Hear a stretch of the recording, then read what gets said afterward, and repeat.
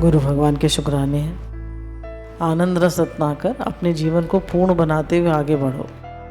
देखो, सवेरे उठो और आज शाम तक क्या क्या करना है उसकी एक सूची अर्थात टाइम टेबल बना लो। जब जो भी काम करो एक को दूसरे में मत मिलाओ। कह रहे जब एक भी काम करो तो एक को दूसरे में मत मिलाओ।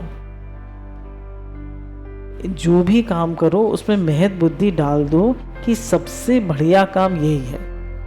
जब कोई काम कर रहे हैं, हम खाना खा रहे हैं मानिए, तो सबसे बढ़िया काम यही है। खाना खाना सबसे बढ़िया काम। खाना बना रहे हैं, सबसे बढ़िया काम यही है। अब हम सब बुक पढ़ रहे हैं, है ना, सत्संग कर रहे हैं, तो सबसे बढ़िया काम यही है। भजन कर रहे हैं, सबसे बढ़िया काम यही है। तो कह रहे जो भी काम कर रहे हैं उसमें ये भाव डालिए कि सबसे बढ़िया काम यही है, ऐसा भाव डालिए। और इसका उद्देश्य है ईश्वर की प्रसन्नता। और जो हम काम कर रहे हैं उसका उद्देश्य क्या है कि भगवान हमसे प्रसन्न हो। ये नहीं कि वो प्रसन्न हो, वो प्रसन्न हो। भगवान प्रसन्न होंगे तो सब प्रसन्न हो जाएंगे। कल क्या किया था ये याद करने की ज़रूरत नहीं है, और इसके बाद क्या करेंगे ये भी याद करने की ज़रूरत नहीं है। Live in the moment, no past no future. Present moment awareness में रहना है, इस पल में रहना है। इस समय अपना संपूर्ण मनोयोग वर्तमान कर्म में जोड़ दो। कहने जो संपूर्ण आपका मनोयोग है वो वर्तमान कर्म में जोड़ दीजिए। इस समय जो है मुझे इस काम को पूर्णता से करना है, बढ़िया तरह से करना है। कर्म पूरा हो ये अपने हाथ में नहीं है, और कर्म का फल हमको मिले ये भी अपने हाथ में नहीं है।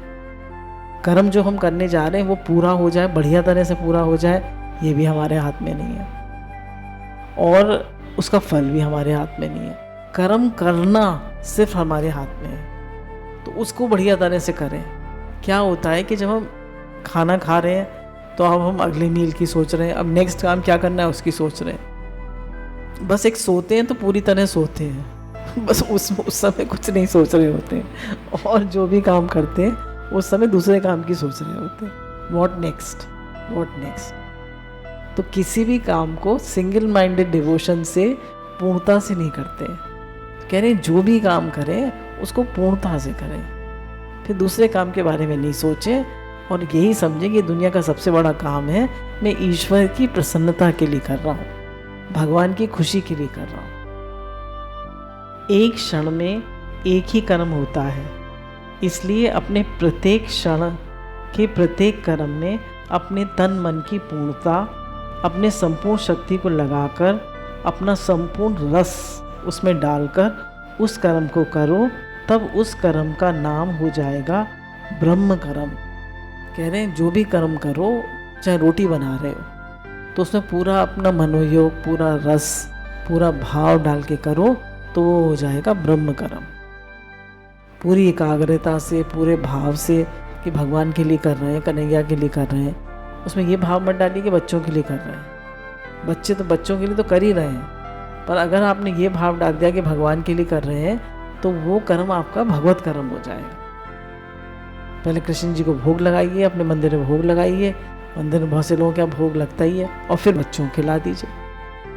पर भावना यही रखिए कि भगवान आपके लिए बन रहा है। जब हम एक काम करते समय दूसरे काम की याद करते हैं तब वे बेचारा पहला कर्म अपने को अपमानित कर्म करता है।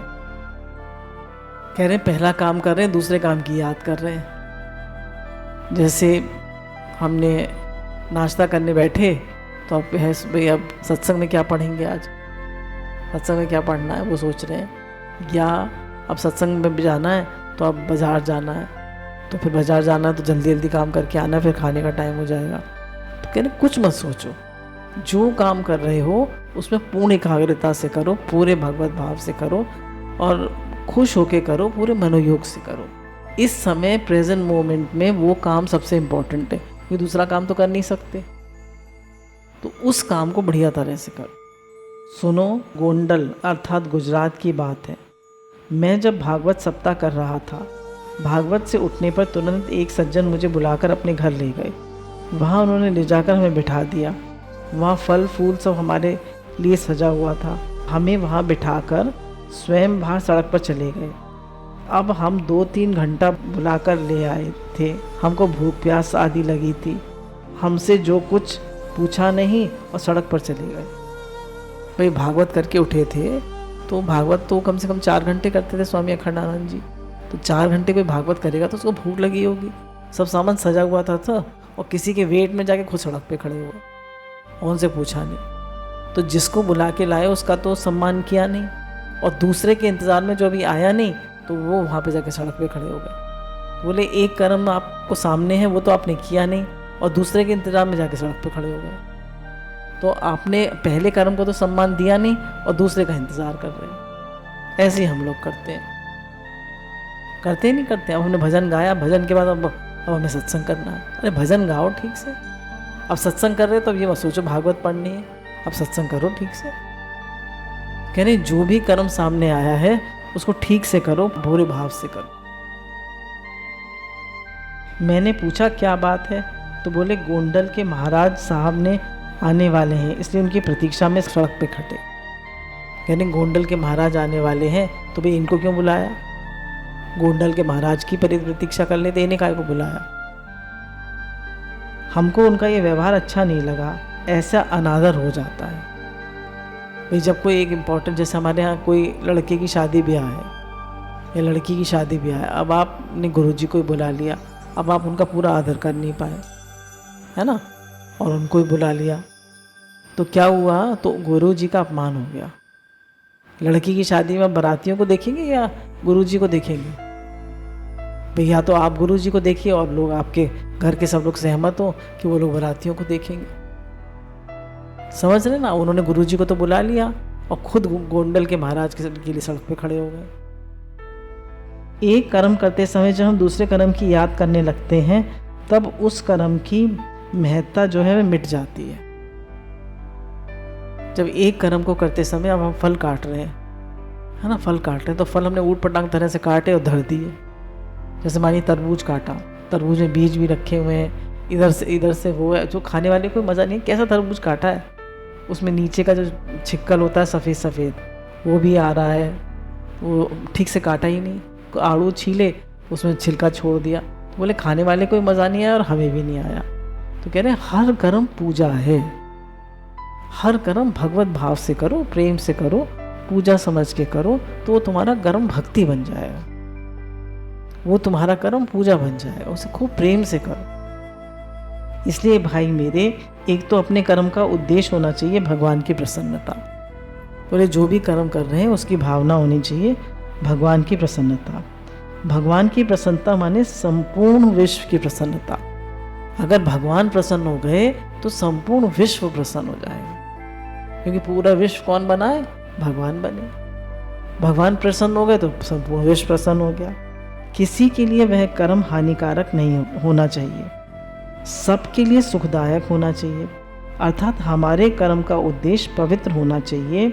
दूसरा कर्म करते समय प्रत्येक कर्म में पूर्ण रस का अनुभव होना चाहिए, माने इसी कर्म में भगवान हमारे सामने प्रकट हो रहे हैं। कह रहे जब कोई कर्म करो तो उसको पूरे आनंद से, पूरे रस से, पूरे भगवत भाव से कि इसी कर्म से भगवान प्रकट होने वाले हैं। बच्चों को खाना खिलाते हैं तो काफ़ी झापड़ वापड़ मार देते हैं, काफ़ी चिल्ला लेते हैं, काफ़ी गुस्सा कर लेते हैं, काफ़ी बच्चे भी शैतान होते हैं, इधर उधर भाग जाते हैं।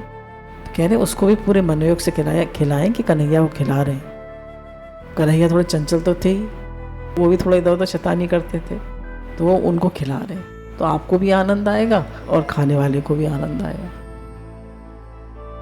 तो किसी भी कर्म को पूरे मनोयोग से हम नहीं करते हैं। कह रहे हर कर्म को ऐसे करो जैसे इसमें भगवान प्रकट होने वाले हैं। आनंद डालते चलो, भगवान को प्रसन्न करते चलो। कह रहे आनंद डालते चलो, भगवान को प्रसन्न करते चलो, भगवान को प्रसन्न करते चलो, रसास्वादन करते चलो। कह रहे हर कर्म में भगवान को प्रसन्न करते चलो और रसास्वादन, रस लेते चलो। एक एक तुम्हारा एक एक कण, तुम्हारा एक एक क्षण परमानंद में हो जाएगा। कहने अगर तुम हर कर्म में भगवान के लिए करोगे, आनंद से करोगे, रस से करोगे, भगवत भाव से करोगे, तो हर एक एक पल तुम्हारा आनंद में हो जाएगा। कोई कर्म को पूर्णता से नहीं करते तो पूरे दिन हम चिड़चिड़ चिड़चिड़ चिड़ करते रहते। कर्म करने की पद्धति ये नहीं है कि हम पूरा कर्म करें या उसका फल प्राप्त करें। कह रहे कर्म करने की पद्धति नहीं है ये कि भैया उसका फल कैसा होगा और कर्म कितना बढ़िया होगा। कह रहे बस आप उसको एकाग्रता से और भगवत भाव से करिए। कर्म करने की पद्धति ये है कि हम ईश्वर को प्रसन्न करते हैं, रस लेते हुए और अपने जीवन को पूर्ण बनाते हुए आगे बढ़ें। कह रहे कर्म करने की पद्धति ये है कि ईश्वर के लिए कर्म करते हैं, आनंद के लिए कर्म करते हैं, भगवत भाव से कर्म करते हैं और उसमें अपने जीवन को उन्नत बनाते हुए चलिए। कह रहे जब आप ऐसे कर्म करेंगे तो आपका जीवन उन्नत बनता जाएगा। गुरु भगवान के अनंत अनंत शुक्राना।